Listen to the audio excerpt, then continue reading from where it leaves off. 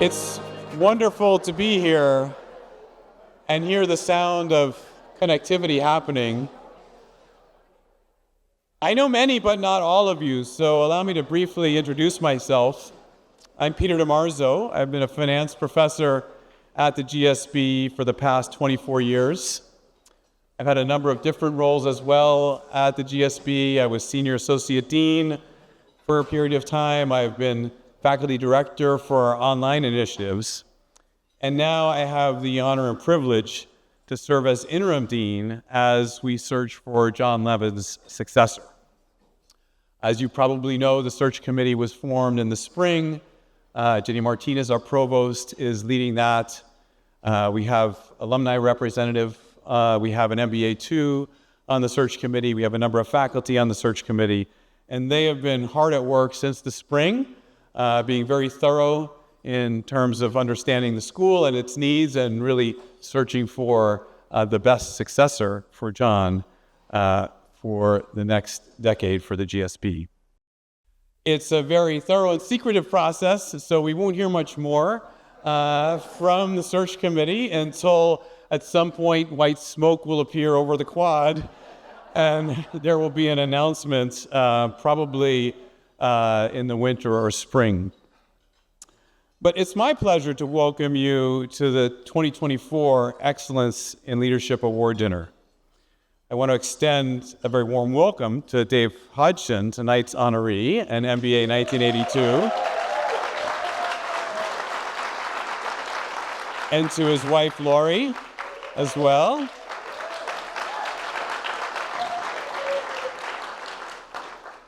And a special thank you to the many sponsors for tonight, the friends, the colleagues, the classmates who are all here to celebrate Dave.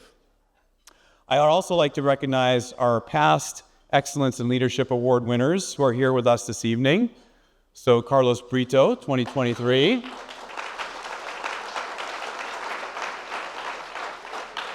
Sandra Horbach, 2022. Carter McClelland, 2019.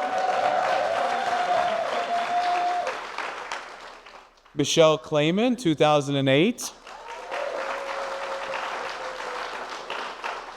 And Steve Denning, 2007.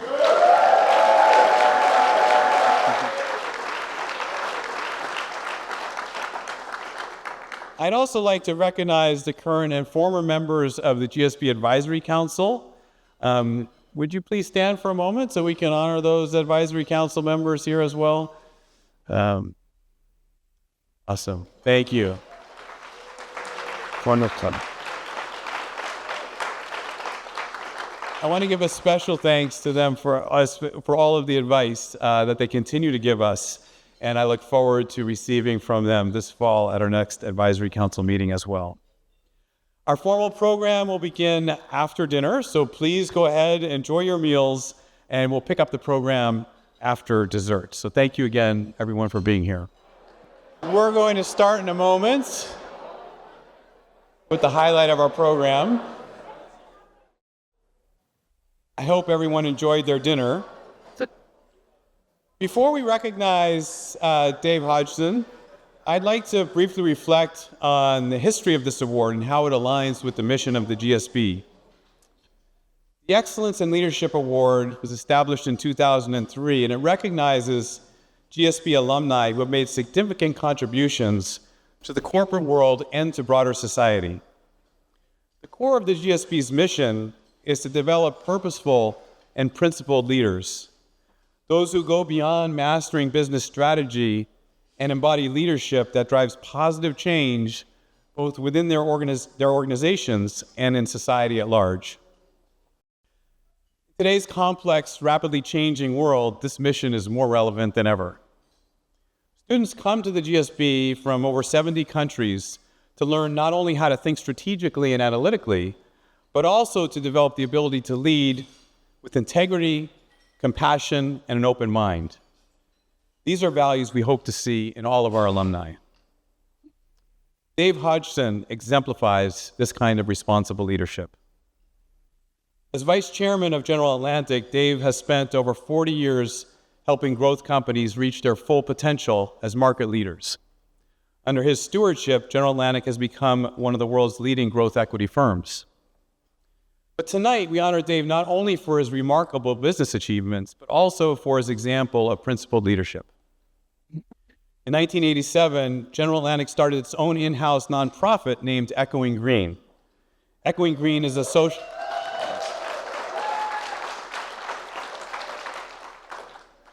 Echoing Green is a social innovation fund that invests in the next generation of social entrepreneurs by providing seed capital to early-stage enterprises working to solve the world's most pressing problems. Dave was a founding board member of Echoing Green and served as its chairman for 23 years, many years alongside fellow GSB alum and Excellence in Leadership Award winner Carter McClelland.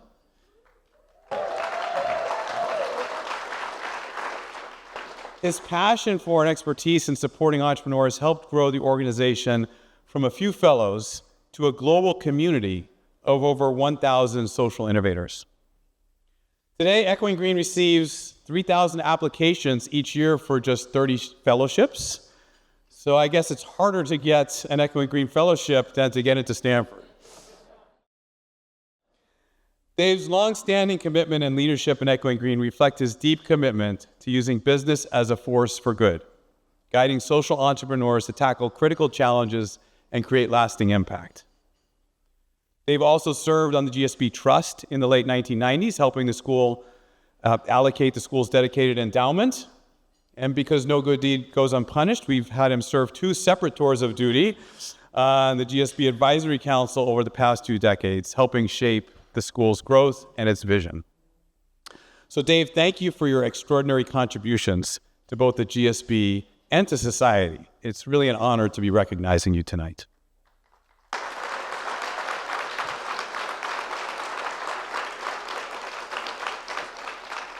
Now, to get more of the inside scoop on Dave, I'm honored to introduce Bill Ford. Bill is an MBA alum, class of '87, and Dave's colleague. Bill is the chairman and CEO of General Atlantic, where he spent over 3 decades investing and helping build some of the world's leading growth companies. He was instrumental in shaping companies like IHS Markit, E-Trade, Priceline, Tory Burch, Royalty Pharma, and ByteDance.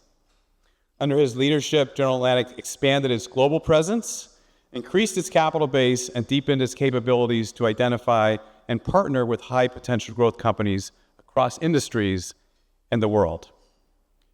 Bill is the board chair of Rockefeller University, co-chair of the Partnership for New York City. He's a member of the board at Memorial Sloan Kettering Cancer Center and Tsinghua School of Management. He previously served as a trustee of Amherst College and on the GSB Advisory Council. Please join me in welcoming Bill Ford.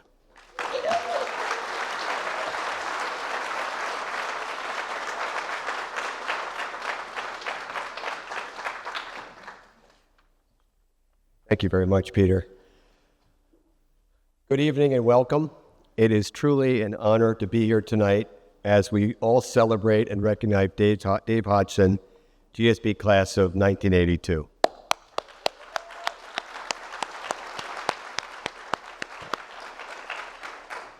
In 1980, Steve Denning and Ed Cohn founded General Atlantic as a single-family office.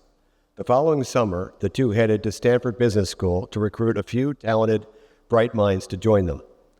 Although Dave had not planned on interviewing GA or any company, a classmate, now an important figure in our firm history, strongly urged him to meet with Steve and Ed. Thanks to that persistence, Dave joined General Atlantic as his 3rd investment professional right after graduating from Stanford Business School in 1982. At the time, General Atlantic was still developing its investment strategy, and it was Dave who identified software as an area of opportunity when most investors were focused on computer hardware. What we then called computer software and services would evolve to become the cornerstone of GA's investment strategy and lead to GA's first 2 significant and highly successful investments, which Dave co-led with Steve. Dave later identified an important shift from mainframe to client-server computing that led to a highly successful investment in a Dutch software company, Bond, which for many years was the largest gain in the firm's history. This was also GA's first outside investment investment outside the U.S. and ultimately led to our extension into Europe and gave us the confidence to pursue investments in other geographies. I could go on about Dave's success as an investor, but I think what all of us value most is his wisdom, judgment, and integrity. He is the ultimate culture carrier, resident wise man, and GA's North Star. It is not too much to say that Dave has been directly involved in every significant initiative of the firm and has served on every important committee. As vice chair of GA, Dave is a critical senior leader, and as chair of our governance committee, he has shaped our own board of directors and prepared us for a bright and enduring future. Dave also has a deep and extraordinary commitment to philanthropy, and has been a role model for me and so many GA professionals.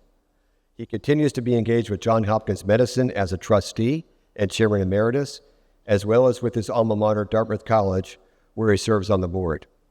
He was an early supporter and chairman of the board of Manhattan Theater Club, where he served for many years. Importantly, Dave's philanthropy has been in partnership with his amazing wife, Lori, and I want to note the truly transformative impact they have had on autism research, resulting from many years of hard work and collaboration. Thank you, Lori.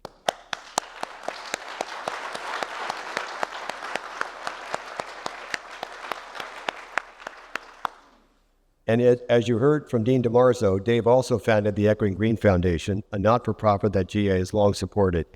Dave served as board chair for over 30 years, and EGF has now supported over 1,000 social entrepreneurs. Amazing. Dave also chairs and oversees the General Atlantic Foundation, which partners with extraordinary organizations, and in the spirit of our founding investor, Chuck Feeney, seeks to improve the human condition. Dave has guided the foundation to focus on strategic partnerships with Echoing Green and Endeavor, which align well with GA's focus on global entrepreneurship. The GA Foundation, with Dave as its role model, has engaged our GA team to carry forward a deep culture of philanthropy at the firm. Dave has also been an important and committed supporter of the Stanford Business School. This includes the GA Professorship, a position held by the outstanding and incomparable Professor Jennifer Aker since its inception in 2005, which was funded by Dave, Steve, and several other GA GSB alumni. Since 2018, as you heard, Dave has been a highly valued member of the Stanford Advisory Council's second tour. He remains a generous donor to the Stanford GSB with a current focus on supporting faculty recruitment, retention, and research. Dave, tonight, the Stanford New York community, your family and friends, and GA colleagues are honored to celebrate your leadership and important contributions to Stanford Business School. I have had the good fortune of being your partner for over 3 decades, and could go on for hours what you have meant to me, the firm, and the Stanford GSB community. You are a cherished partner, outstanding colleague, and even better friend. Congratulations on this incredible award, which is well deserved.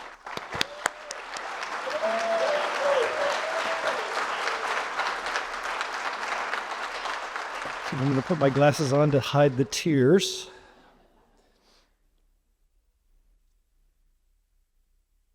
Thank you, Bill, for raising my embarrassment to new heights. You know, it's one thing to have someone say nice things about you, but when that person is someone you've worked with and for, who personifies leadership excellence, that leaves you speechless, which is a bit awkward under the circumstances. Thank you also to Dean DeMarzo for your kind words, an important role in making sure that the Stanford GSB doesn't miss a beat. By the way, Peter, if you think about it, we're all interim. Thanks also to all my colleagues at General Atlantic, at Echoing Green, at TriNet, and Alignment Healthcare, and Royalty Pharma, and Howden, and Dartmouth, and Johns Hopkins. And, of course, the Manhattan Theater Club. Tonight is happening because of all those organizations' incredible success, not mine. Thank you all for being here. So I'm suffering from intense imposter syndrome tonight. After all, I've actually never run anything. How can I be getting a leadership award? Now, Steve Denning, my CEO for the first half of my career, of course. He's already been recognized with this award. Bill Ford, my current CEO, most definitely. Bill, your time is coming. But me, my direct reports, Carol and Amy, spend their lives managing me, not the other way around. So I'm going to be mindful not to overstay my welcome. Now, if as a speaker, you're told that you have 10 to 15 minutes to speak, you should be mindful that it's like evaluation range. You may be thinking 15, but the audience is praying for 10. So I'm pretty sympathetic to your point of view, and I'll do my best. So if I'm an imposter, who should get recognition for leadership? Let's start with my alma mater. For the Stanford GSB, this is its centennial year. What a century. So many firsts. The public management program, joint degrees with law, medicine, and engineering, entrepreneurship classes, a management simulation in which more than 100 alums returned to campus to role-play boardroom dynamics with students, foreign study mini-terms, the list goes on, and all reinforcing a culture of teamwork and mutual support that I encountered so spectacularly many decades ago. When it comes to individual leaders, all the GSB deans, especially now President Levin, have been exemplary. They've been amazing stewards of the school. Other great leaders? Well, I should at least give a shout out to the people that led me through Stanford and into a pretty wonderful business career. Classmates? All of them were amazing, supportive, collegial teammates. Those that came tonight, thank you so much for your examples. Joe, and you are a role model for giving back. Renee, you give me hope that I have a shot at an acting career. But I'll use one classmate as an example that's already been referred to. I call it my origin story. Steve Denning does a far better job of telling this than I do. As Bill said, Steve was just a few months into his new job at General Atlantic when he and Ed Cohen came to Stanford to recruit summer associates. Now, what he didn't tell you was that Steve was literally in the middle of an interview with one of my classmates, Mary Jane Elmore, when he mentioned that he was interested in computer software as a possible sector of interest for investing. Now, MJ Elmore is one of the greatest investors on the planet and has been a force in the venture industry for her whole career. But she stopped Steve and said, "You don't want me, you want Dave Hodgson. I'm going to go get him." Who does that? Stanford GSB students, that's who. Now, I was running a microscopic software company while going to school, a company with one technical employee, me, so MJ found me in the computer room. And I don't think I'd slept the night before, and I certainly smelled like it, but MJ told me I had to go meet Steve. When one of your 300-plus amazing classmates tells you that you have to do something, you do it. I ran home, showered, met with Steve, and I'm at General Atlantic 43 years later. If not for MJ,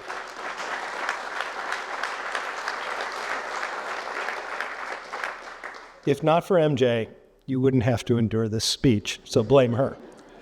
Now, I could go through a litany of amazing things my classmates did to make my Stanford experience special, but I'm on the clock. And while most people dwell on the networking aspects of business school, I'd like to recognize the education I got and some of the amazing professors I was lucky to learn from.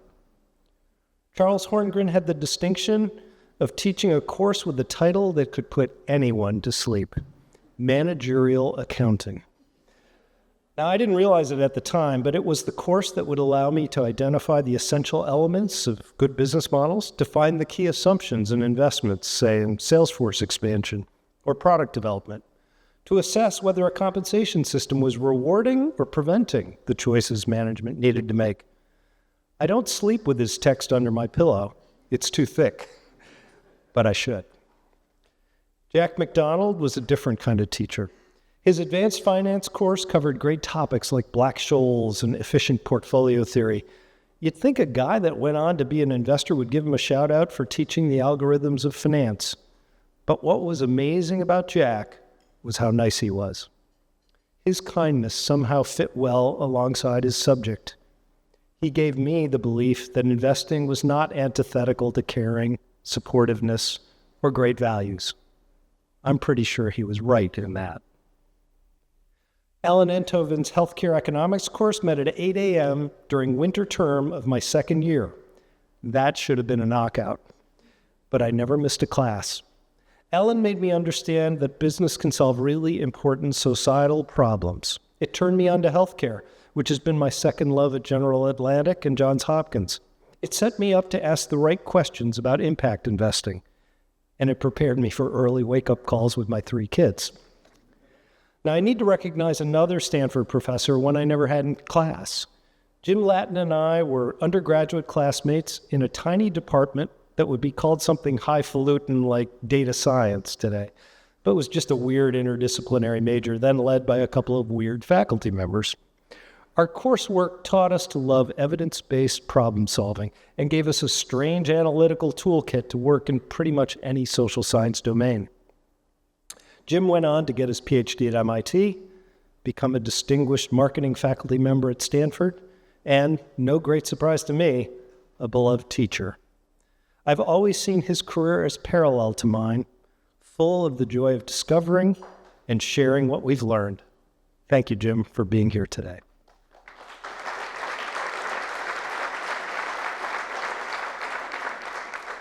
I'll finish my professorial honor roll with a thank you to 2 great OB professors, Jim March and Jeff Pfeffer. While touchy-feely was usually every MBA's favorite OB course, I had taken something like it in college, and there's a limit to how much honest feedback my fragile ego can take. So instead, I chose 2 of the most skeptical, clear-eyed examinations of organizational dynamics that Stanford offered. Jim March was an amazing teacher. He warned us about all the explicit and implicit behaviors he saw in organizations that were more about justifying their actions than pursuing the ideal objectives of shareholder or customer value maximization. One that sticks with me to this day is his observation that companies gather 90% of the data to justify a decision after that decision is made, and only 10% before it, when it might reasonably contribute to a better choice. Now, as someone who has watched a gazillion private equity investment due diligence processes with thick decks of management consulting and quality of earnings reports, I cringe every time I'm reminded of Jim's research. And once Professor March encouraged me to look critically at organizational behavior, Jeff Pfeffer swooped in to deliver the coup de grace. His power and politics class gave me a whole new lens for viewing organizations, places seething with struggles for resources, replete with alliances and enemies, where successful careers depended on clever navigation, at least as much as business brilliance. And this was all before Game of Thrones. Now, to be clear, Pfeffer's class didn't reduce me to cynicism, but it did make me a keener-eyed observer, and I was much more circumspect afterwards in giving advice and assessing the probability of implementing change in organizations. They have to overcome a lot. Finally, it gave me the axis on which to join my love of business with the fascination I always held for psychology. Now, I should point out that my mom was a counseling psychologist, and our dinner table conversations often trended toward how life events, especially career setbacks, had the potential to upend people. To the extent I have a leadership approach, and it's not clear I do, it is grounded in trying to understand people, to assess what influences them, and always be respectful of how important their jobs are to them.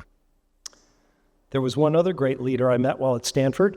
It was just before I started my second year. I was completing my summer job at GA and blowing off some late summer steam in DC with a good college friend. At a bar on Capitol Hill, I met Lori, my partner in life, love, parenting, and sports fandom ever since.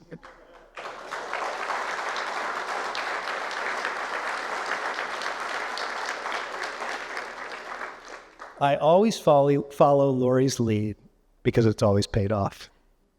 Which leads me to a reflection on leadership. Managers are considered great leaders when the organizations they are associated with are successful. I'm here because General Atlantic has had an extraordinary track record over the time I've been there.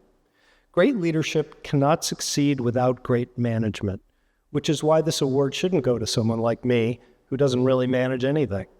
I do, however, shamelessly share my opinions with many great business people who do manage important organizations, like Bill, which pretty much describes the rest of this room as well. So here's my shameless 2 cents. There's an intangible that comes to mind when we think leadership as compared to management.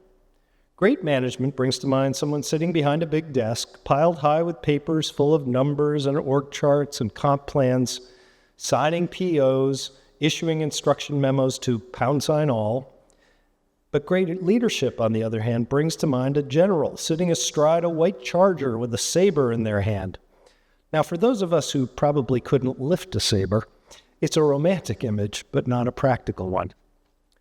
For centuries, heads of organizations have relied on positional power to move the troops.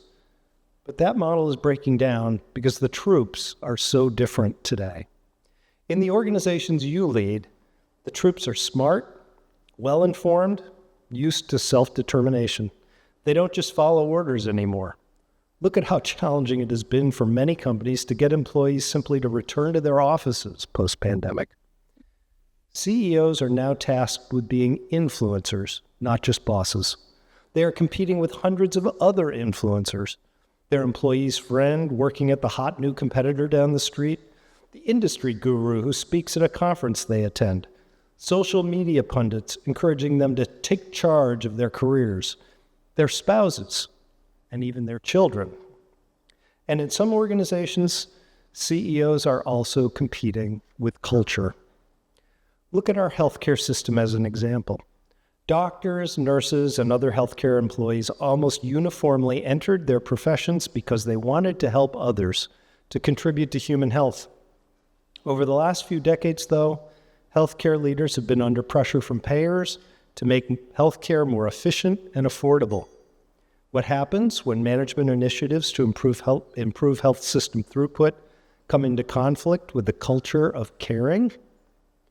Widespread dissatisfaction on the part of health workers, and lots of finger-pointing at payers. Well-educated professional people work for many reasons.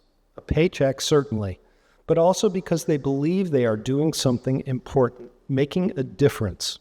It's what attracted them to your organizations in the first place. Yet too many leaders begrudge having to explain how unpopular initiatives are consistent with the shared mission of the organization. Sometimes it's because they have no answer. They blame external forces, China, regulators, and yes, insurance companies. Another Stanford MBA Steve hired that fateful summer of 1981 was our oil and gas expert, Alex Cranberg. Alex kept a quote from Albert Schweitzer over his desk. "Example is not the main thing in influencing others, it is the only thing." Leaders who must also be influencers are wise to remember that. Employees today can sniff out hypocrisy in almost anything their managers say and do. I cringe when a CEO makes a speech about their commitment to pay equity when they make 100 times what some of their employees make. Others chirp about delighting customers while cutting support costs and raising fees. And I wish they'd resist the urge to spin any bad news. Just once, I'd like to see a company press release say, "We had a terrible quarter. Our costs were higher than planned. Customers didn't buy as much as we thought they would. We didn't react fast enough. Now here's what we'll need to do going forward." Because their employees read the press releases. They lived the quarter. They know what really happened. And they want to know what they are going to be asked to do about it. Better leaders think harder and work smarter to set the right examples. They don't complain about being on the horns of a dilemma. They get off them. The managed care companies with which I've been privileged to be associated came up with new revenue and care delivery models that can deliver efficient economic outcomes while honoring their health professionals' commitment to patients. As a result, those companies have very high employee engagement and discretionary effort. Their people are proud of their work and their company. I guess what I'm really saying is know your people and what makes them tick. Make sure your decisions will work for them, not demotivate them or drive them away. In part, that means finding the solutions that they can support and explain. Think about what they will say to all the influencers they have to contend with in their lives, maybe most especially their children. And you don't have to be the leader for everything. Your job is to assemble the team, not play every position. If you can't walk the talk on some issue, find someone in your organization who can and let them lead on that one. I suspect many CEOs know almost as little about AI as I do, but someone on their team knows a lot. Let them make the decisions and communicate about how AI will transform things. As I've learned at General Atlantic, being part of a great team and relying on it makes us all more effective leaders. I've run too long, and you've been remarkably generous with your attention. I'm grateful for all of you, for your support of Stanford tonight, and for all the seen and unseen leadership you give your own organizations. Thank you.